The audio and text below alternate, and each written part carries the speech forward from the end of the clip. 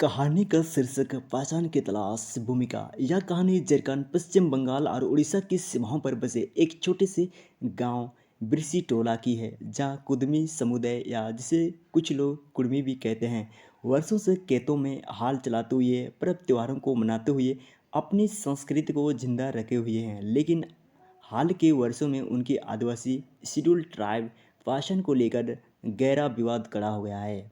सरकारी दस्तावेज कहते हैं कि कुदमी आदिवासी नहीं है, लेकिन क्या यह सिर्फ एक सरकारी घोषणा है या इससे कहीं गहरी सच्चाई जुड़ी है? बागवान बिरसी टोला का जीवन।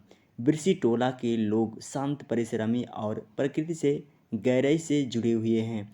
यहाँ के घर मिट्टी के बने होते हैं और हर घर में तुलसी का चौरा और एक गाय जरूर होती है। हर साल कर्मा, सरहुल और जिउतिया जैसे त्यौहार पूरे हर्षोल्लास से मनाए जाते हैं। रघुनाथ कुदमी गांव के सबसे बुजुर्ग व्यक्ति हैं, जिनकी उम्र लगभग 85 वर्ष है।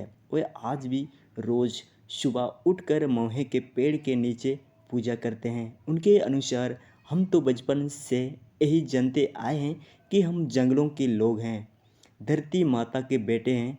हमें कोई सिखाने नहीं आया कि त्यौहार कैसे मनाना है, ये तो हमारे खून में है।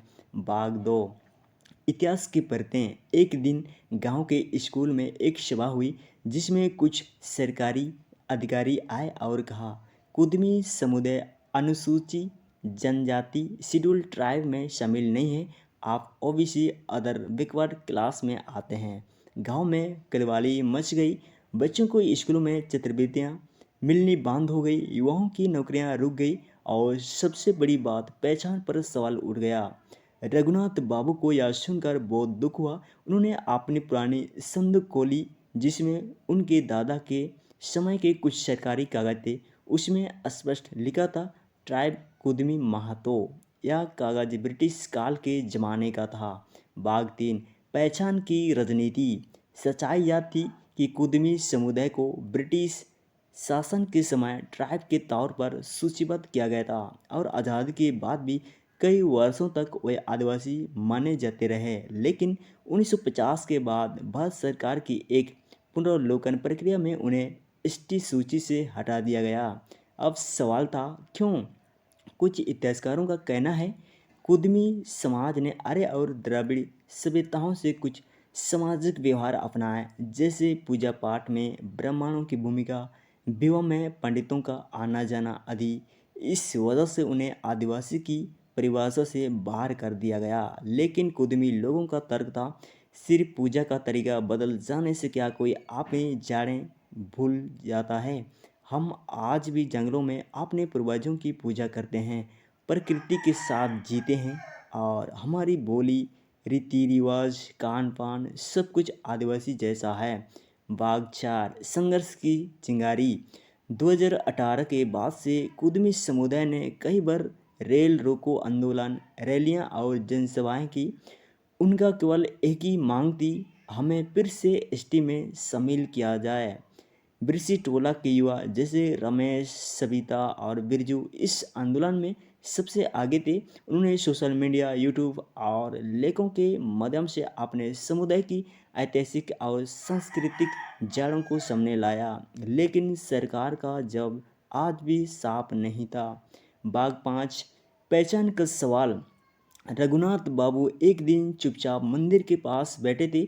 उनका पोता रोहित आया और बोला, बाबा हम आदिवासी हैं या नहीं?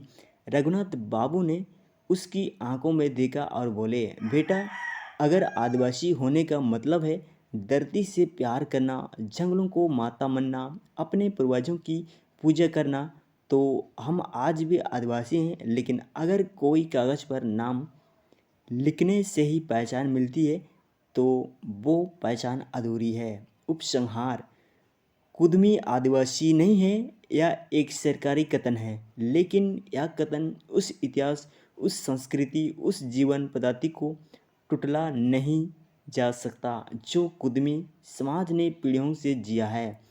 सरकारी सूची से बाहर होना एक प्रशासनिक निर्णय हो सकता है, लेकिन किसी समुदाय की पहचान, आत्मा और संस्कृति को मिटाना इतना आसान नहीं है।